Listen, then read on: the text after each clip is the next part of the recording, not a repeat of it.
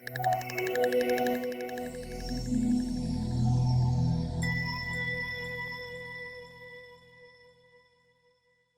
is Siafunda once more. You are with Mr. Spusiso Kanyile, looking at the topic called the nature of roots. You do it in grade 10, 11, and 12 as well. Now, understanding the nature of roots makes all these ones easier. Remember, the nature of roots has to do with quadratics. What are roots? If I've got this graph, these are the x-axis, these are the y-axis, this is what we call a root. This is the y-intercept, this is the x-intercept. So in other words, the roots are the x-intercept. So if I've got this one here, if I've got this graph, a parabola, these 2 points are called the x-intercepts. The point where the graph cuts the x-axis, that's what we call the roots. If I've got this kind of a graph, I'll have about 3 roots. 1, 2, 3. Here we've got 2 roots, here we've got 1 root. Remember the equation of that one, it is y is equals to mx plus c. Remember the general equation of the parabola, it is y is equals to ax squared plus bx plus c. If I'm doing this one, it will be y is equals to px cubed plus bx plus c, and so on and so forth. What I want to emphasize here, look at this one, it is to the power 1. Look at this one, it is to the power 2. Look at this one, it is to the power 3. It tells us the number of roots. We're going to have 1 root here, 1 root. We're going to have 2 roots here. We're going to have about 3 roots here, 1, 2, 3. It is important to note that at times you'll see something like, okay, let me just come back here first. Number 1, nature of roots. What is it that we use to determine the nature of roots? What is that we use? We use the discriminant.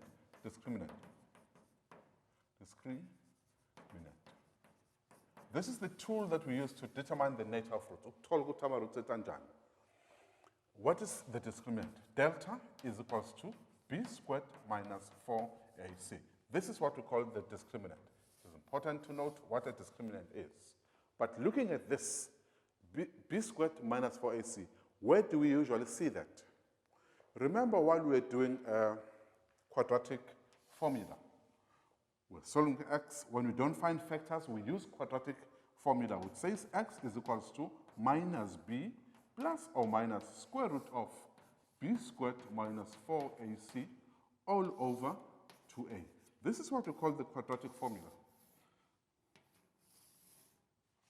Right. b squared minus 4ac, that is what we refer to it as the discriminant. It is b squared minus 4ac. So what is it? What is the discriminant? Where do we usually see it? We see it under the square root of a quadratic formula. So what we find here is what we call the discriminant.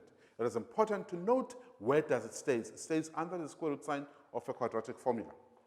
Right. Let's move on to understanding them. The roots that we are going to be studying in this case are not the roots of the straight line graph, nor the roots of the cubic function. It is the roots of the parabola. So this is the graph that we look at when we talk of the topic, the nature of roots. We concentrate on the parabola or the quadratic graph. Now, the roots can behave only in 3 ways. The first one, my roots can behave in this way. My roots can behave in that way. Number 2, my roots can behave in this way.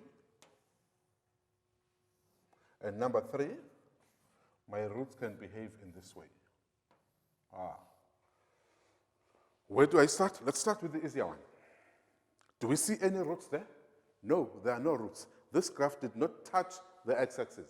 So the roots are the x-intercept of that graph. So in this particular case, there are no real roots.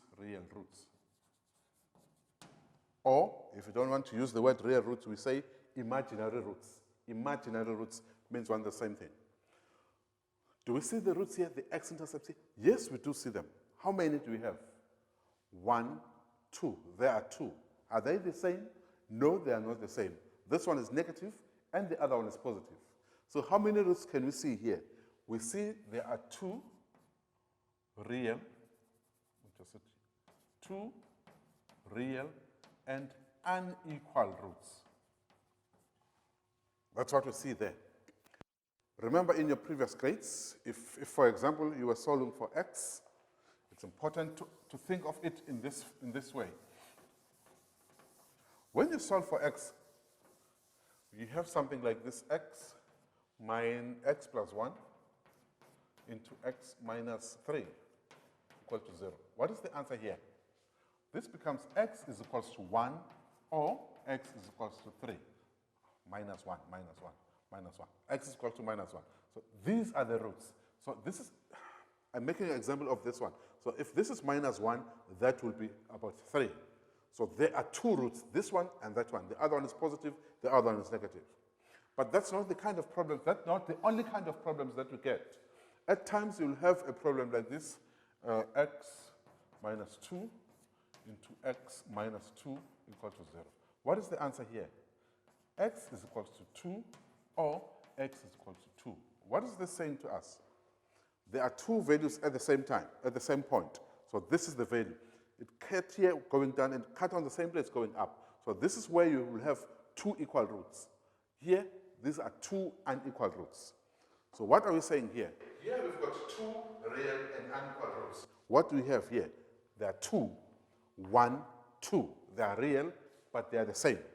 So in this diagram, we've got 2 real and equal roots. Equal roots. What do we have in this diagram? No real roots. Number 1, we've got 2 real and unequal roots. What do we have here? We've got 2 real and equal roots. What do we have here? No real roots. But we've just said we use the discriminant to determine the net of roots. How does it work here?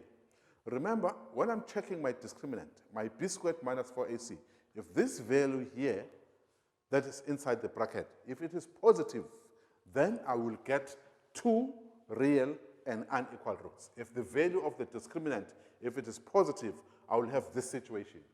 If that value there, the discriminant, if it is equals to 0, I will get this situation. If that value here, the discriminant is negative, I will get the third situation, where my discriminant is negative. I will get no real roots. So we are saying here, if my b squared minus 4ac, if it is positive, I will get 2 real and unequal roots. This becomes my keyword. If there are 2 real and unequal roots, then the discriminant is positive.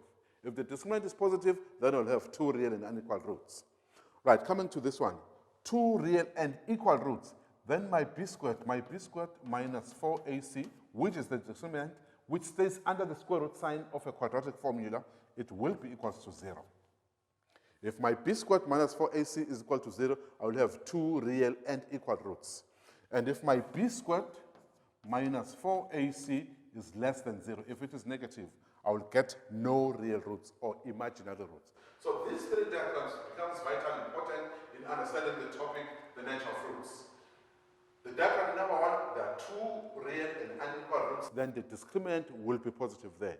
If I've got 2 real and equal roots, which is this diagram, my discriminant will be equals to 0. If I've got no real roots, then the discriminant will be negative. So this becomes key. I think it is important to note this. If I've got 2 real and unequal roots, and these unequal roots are a perfect square, then the roots will be rational. If those roots are a perfect square, then the roots will be rational. If it's not a perfect square, the roots will be irrational. Right. Another important thing here.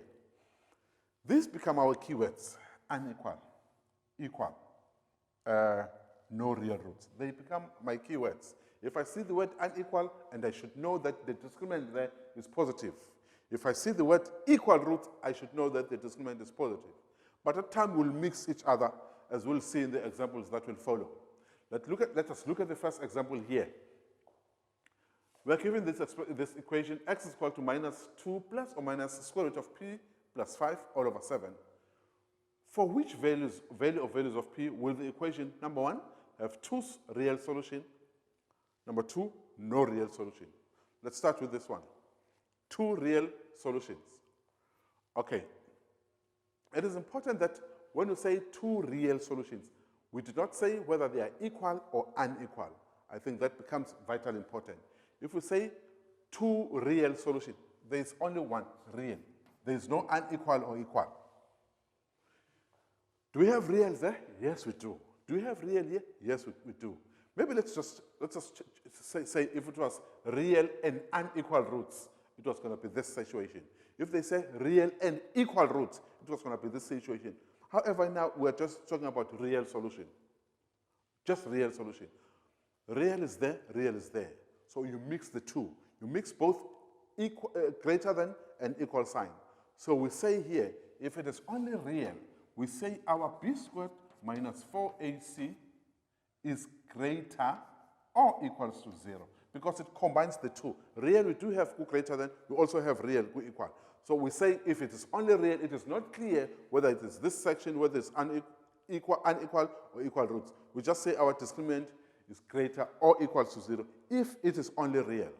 If it said unequal roots, we're going to say the discriminant is greater than 0. It is important to take note of that. Right.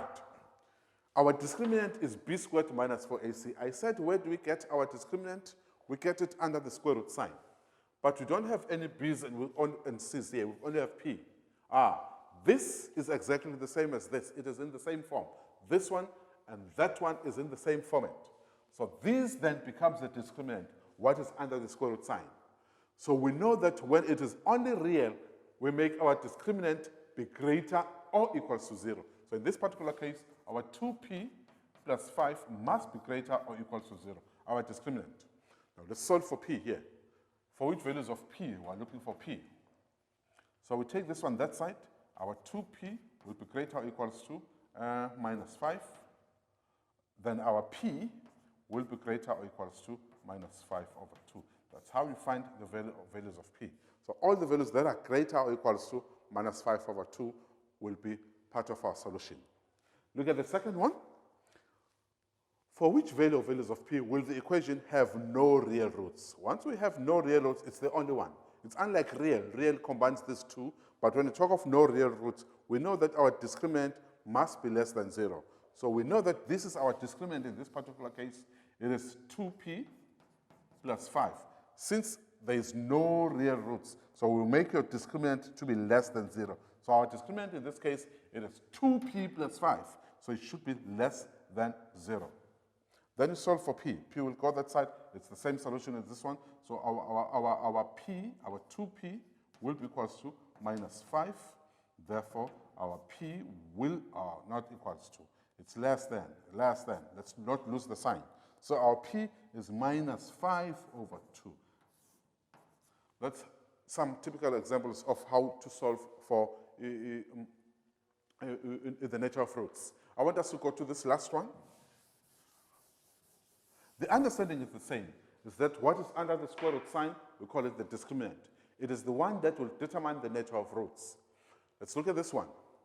Roots of a quadratic equation are given by this equation. For which values of k are the roots real? That word again, real. It is my keyword. Remember, real, we found it when the discriminant is greater than 0. We do find real. We also find real when the discriminant is equal to 0. So real combines the two. Now we go to our discriminant. What is our discriminant in this case? It is minus k minus 4. This is our discriminant. Since we are talking about the real roots, how should our discriminant be? Our discriminant must be greater or equals to 0. It can be either of the two. So our discriminant must be greater or equal to 0. Because it was not specific whether it is real that goes with unequal or real that goes with equal roots. So you combine the two to write the correct one. Now we find the value of k, values of k. We take this 4 that side. So minus k is greater or equals to 4. We're not looking for minus k, but we're looking for k. So we divide by negative on both sides. Remember that when you divide by negative, this sign will change. So if I divide by negative here, it will be k. Then this sign will change into less or equals to minus 4.